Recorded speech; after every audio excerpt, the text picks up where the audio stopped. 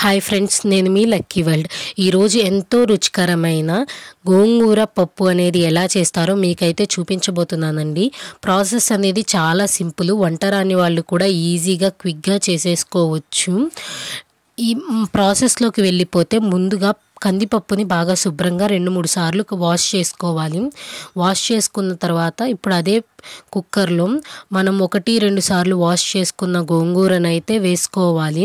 గోంగూర ఒక కట్ట అయితే సరిపోతుంది, పెద్దదైతే. ఎక్కువ గోంగూర తినాలనుకునే వాళ్ళు మీడియం సైజువి 2 వేసుకోవచ్చు. ఇప్పుడు అందులో సన్నగా తరిగిన 2 పచ్చిమిర్చి ముక్కలు, 2 టమాటోస్ అయితే వేసుకోవాలి, సన్నగా కోసినవి. ఇప్పుడు అందులోనే కొంచెం పసుపు యాడ్ చేసుకుందాము. ఇప్పుడు అందులోనే రుచికి సరిపడినంత ఉప్పు అయితే యాడ్ చేద్దాము. ఉప్పు తర్వాత మనకి ఎంత కారం తినాలనుకుంటున్నామో కొంచెం కారం అయితే యాడ్ చేసుకుందాము. ఇప్పుడు కారం ఇవన్నీ యాడ్ చేసుకున్న తర్వాత ఇందులో వాటర్ అయితే పోసుకోవాలండి.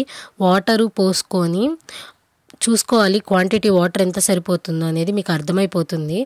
వాటర్ పోసుకున్న తర్వాత ఇప్పుడు విజిల్ పెట్టేసి కుక్కర్ని పొయ్యి మీద అయితే పెట్టాలి. 3 విజిల్స్ వచ్చినాక తీస్తే ఇలా ఉంటుందన్నమాట. ఇప్పుడు దీన్ని కొంచెం మెదుపుకుందాము.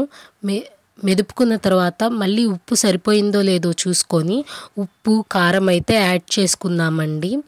నాకు ఇక్కడ ఉప్పు సరిపోలేదు, అందుకే నేను యాడ్ చేసుకుంటున్నాను. మీరు ఫస్టే ఎక్కువ వేసిన వాళ్ళైతే వేయాల్సిన అవసరం లేదు, టేస్ట్ చూస్తే సరిపోతుంది మనకు ఉప్పు సరిపోయిందో లేదో.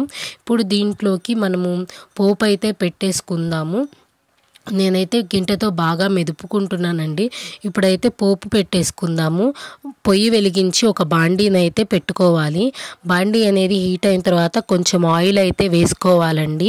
ఆయిల్ అనేది బాగా హీట్ అయిన తర్వాత ఇందులో మనము తిరగమాత గింజలు అయితే వేసుకోవాలి. తిరగమాత గింజలు, ఆవాలు, జీలకర్ర, పచ్చెనపప్పు అన్నీ అయితే వేసుకోవాలి. అవి బాగా వేడెక్కిన తర్వాత ఇందులో కరివేపాకు అయితే వేసుకోవాలి. కరివేపాకు వేసుకున్న తర్వాత కచ్చాబచ్చాగా దంచుకున్న 4-5 వెల్లుల్లిపాయ రెబ్బలు అయితే వేసుకోవాలండి. చూశారు కదా, అలా కచ్చాబచ్చాగా దంచుకుంటే సరిపోతుంది.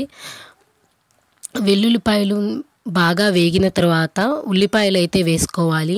ఉల్లిపాయలు వేసుకున్నాక ఉల్లిపాయలు గోల్డెన్ రెడ్ కలర్ వచ్చేంత వరకు బాగా వేపుకోవాలండి. చూశారు కదా, హై ఫ్లేమ్లో చేసుకుంటే సరిపోతుంది తాలింపు అనేది. ఇప్పుడు ఇందులో 3-4 ఎండుమిరపకాయలు అయితే వేసుకోవాలి. ఇరిచేసి వేసుకోండి ఎండుమిరపకాయలు. నేను మా పిల్లలు తినరని ఇలా డైరెక్ట్గా వేసేస్తున్నాను. ఇప్పుడు ఈ పోపు అయితే రెడీ అయిపోయింది. ఇప్పుడు ఈ పోపుని మన గోంగూర పప్పులో అయితే వేసేసుకుందాము. పోపు వేసేసుకున్నాక ఎంతో రుచికరమైన గోంగూర పప్పు అనేది రెడీ అయిపోయిందండి. చాలా అంటే చాలా సింపుల్ ప్రాసెస్. ఇప్పుడు తాలింపునైతే కలిపేసుకుందాము.